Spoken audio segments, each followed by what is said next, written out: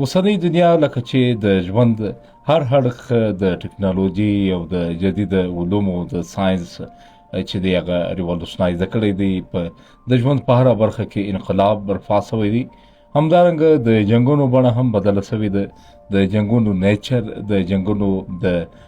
دغه د کمبیټ سټرنث چې دی هغه بدل سوی دی.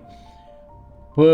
چې کوم تیر وختونو کو په انیشین ټایمز کو چې کوم جنگونه د انساني تاریخ کې وسیدلې دي چې په هغه کې به انسانانو د لاس یا د مسل پاورز یا د هتیارو یا د توري د تفنګ د تیرانو څخه کار اخیستی. بیا څوکه چې انفیلډ رایفل انټروډیوس کړی سو، نو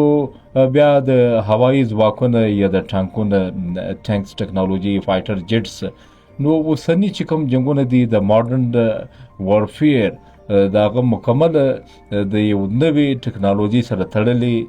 په هغه کې شامل دي لکه سایبر وارفیر، همدارنګه د آرټیفیشل انټیلیجنس استعمال، همدارنګه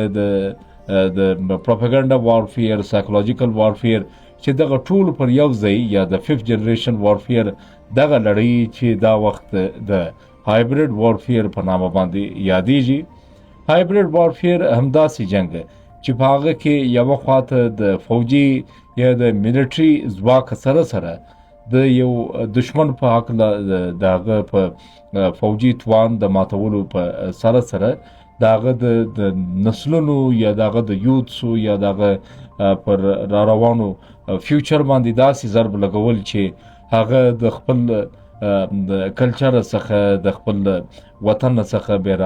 بیلارې کول دي یا بیگانه کول دي. په داسې پروپاګاندا ټولزو د استعمال سره د خلکو ایجنډا سټینګ کول دي، د خلکو رائے باندې په میس انفارمیشن د لارې یا د ډیپ فیک د استعمال د لارې د خلکو په رائے باندې اثر انداز کېده. همدارنګه په اوسنیو جنګونو کې د سایبر وارفیر یا د الکترونیک وارفیر نوې بڼې هم مخې ته راځي چې د یو دشمن هیواد دغه بانکینګ سیستم یا دغه د امنیتي ادارو یا همدارنګه د ګورنمنټل انسټیټیوشنز او دغه د جیمینګ کول دي یا دغه ډیټا چې دغه غلا کول دي. همدارنګه د الکترونیکس سره تړلي د دشمن سیستمونه چې دغه سرویلنس کول دي. دغه ټول د اوسنیو جنګونو د بڼې دي. نو لکه چې د جنگ په ډګر کې د میسایل ټکنالوژي یا د ډرون انمینډ ایر ویکلز چې کوم دي د هغو استعمال هم ډیر زیات شوی چې په هغه کې د انسانانو د تلفاتو څخه هټ کر ډیر لوی ارزانه او د های چې کوم افیکټس دي د جنگونو نوې بڼې چې خپل کړي دي. نو لدې سره د سپیس ټکنالوژي یا د ملکونو د هیوادونو یو له بل سره رایولریز دا د نوو جنګونو نوې بڼې دي.